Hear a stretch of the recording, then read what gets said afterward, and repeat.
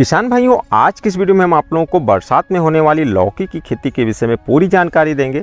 बरसात के समय में जो लौकी की खेती होती है, इसकी जो बुआई का उपयुक्त समय होता है ये जून का समय होता है। लेकिन यदि आप अगेती बुआई करते हैं तो आप 15 मई से 15 जून का जो समय होता है, इस समय की जो बुआई करेंगे तो आपकी अगेती मानी जाती है।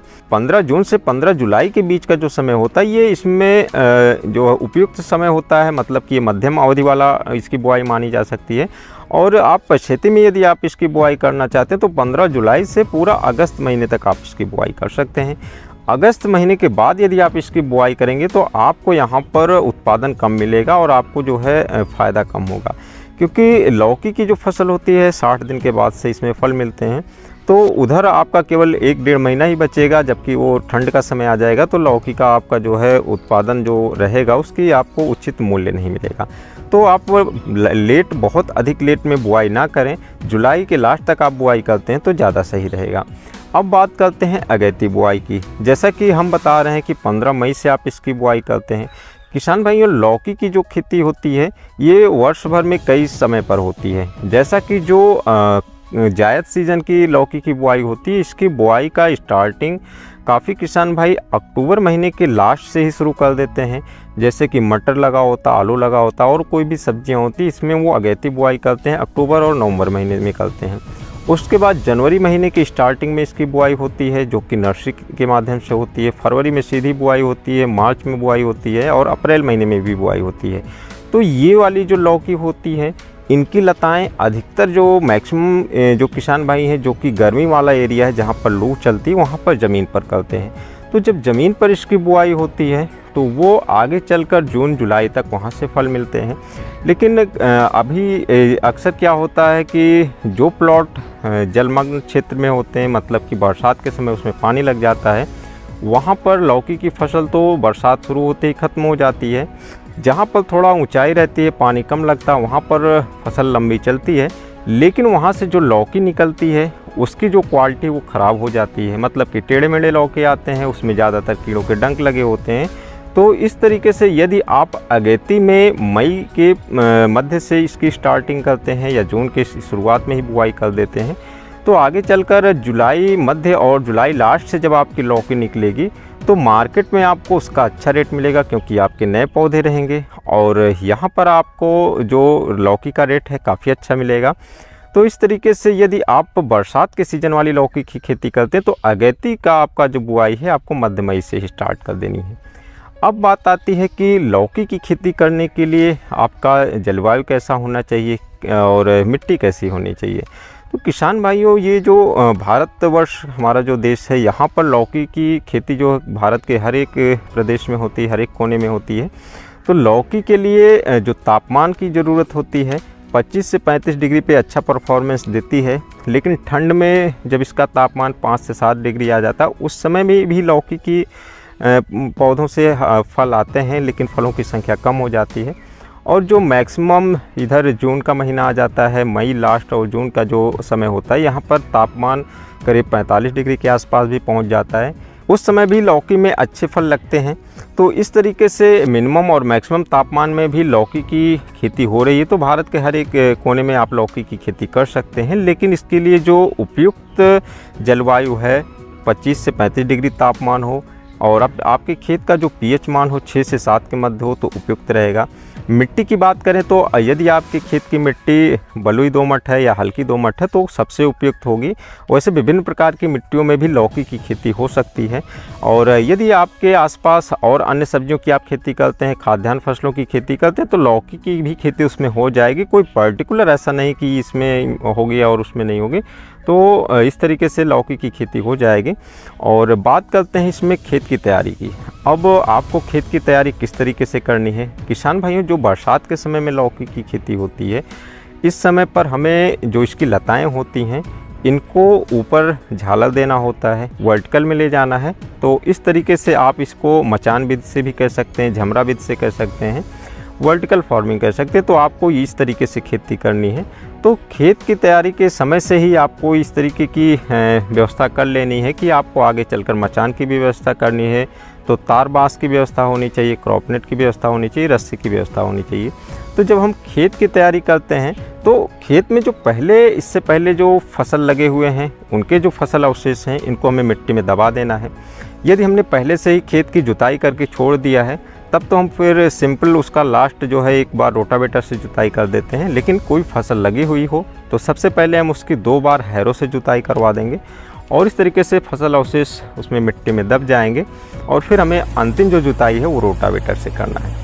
किसान भाइयों, अब खेत की तैयारी हो गई, अंतिम जुताई रोटावेटर से हो गया। अब इसमें जो भी हमें खाद डालनी है उसकी जानकारी से पहले हम आपको बताएंगे कि यहाँ पर हम जो इसकी वर्टिकल फार्मिंग करेंगे या इसका जो मचान विधि से खेती करेंगे इसमें हमें दूरी कितनी लेनी है।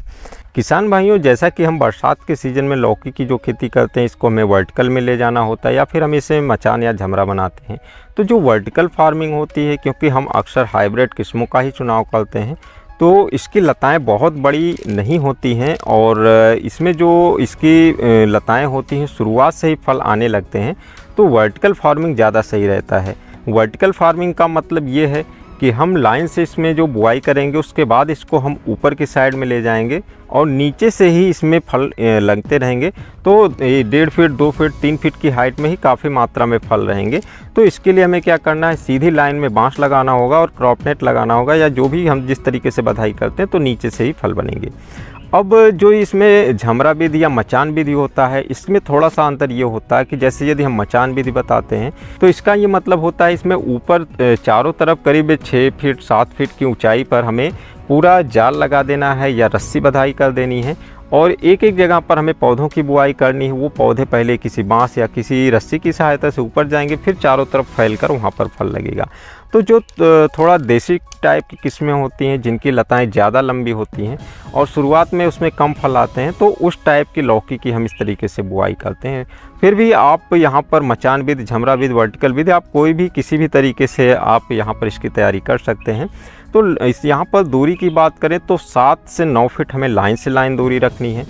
मतलब कि यदि हम यहाँ पर लाइन 7 फीट रखते हैं या 8 फीट रखते हैं या 9 फीट हम रख सकते हैं तो उस हिसाब से हमें जो पौधों की दूरी है, यदि हम 7 फीट रखते हैं तो पौधों की दूरी हमें 3-3 फीट पर रखना है। यदि हम 8 फीट रखते हैं तो पौधों की दूरी हमें 2.5-2.5 फीट रखना है। यदि हम 9 फीट पे लाइन रखते हैं तो पौधे से पौधे के बीच की दूरी हमें 2 फीट रखना है। तो इस तरीके से हम यहाँ पर वर्टिकल और जो झमरा विधि या मचान विधि है दोनों का मिक्स कॉम्बिनेशन करेंगे। तो यहाँ पर इस तरीके से हमें क्या करना है कि 7 फीट, 8 फीट या 9 फीट पर हमें लाइन बनानी है। अब लाइन बनाने का मतलब क्या है कि या तो हम बेड मेकर से बेड बना सकते हैं, ड्रिप से खेती करें या फ्लड से खेती करें, हमें इसी तरीके से दूरी लेनी है। अक्सर जो किसान भाई लोग ड्रिप से खेती करते हैं वो 7-7 फीट पर ही दूरी रखते हैं या फिर उसको 6 फीट पर भी करते हैं जैसा उनका ड्रिप लाइनिंग होती है। यदि 3.5 फीट पर ड्रिप लगा हुआ है तो एक ड्रिप का गैप करके 7 फीट पर दूरी बनाते हैं।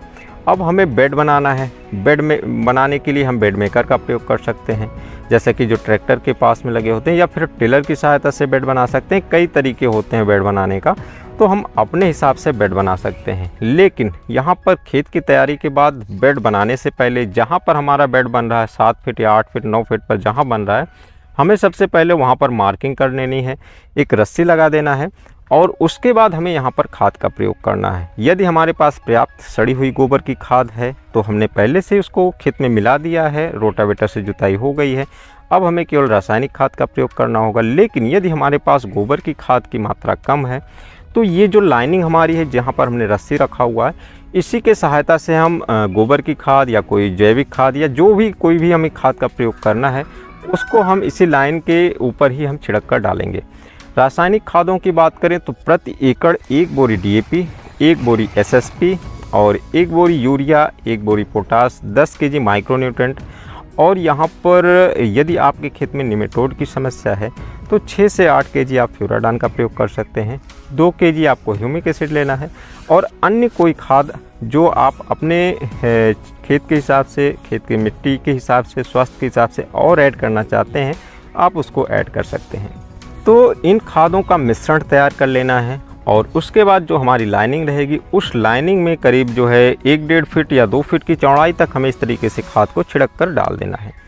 अब यहाँ पर हम टिलर से इसकी बेड बनाते हैं, तो जब टिलर से बेड बनाएंगे तो खाद आपका उसके नीचे दबी रहेगी, ऊपर से मिट्टी आ जाएगी और यदि आप बेड मेकर से बनाते हैं ट्रैक्टर से, तो आप वहाँ पर सीधा बेड बनाएंगे तो उसमें मिट्टी में ही पूरी खाद रहेगी और आपका बेड बन जाएगा।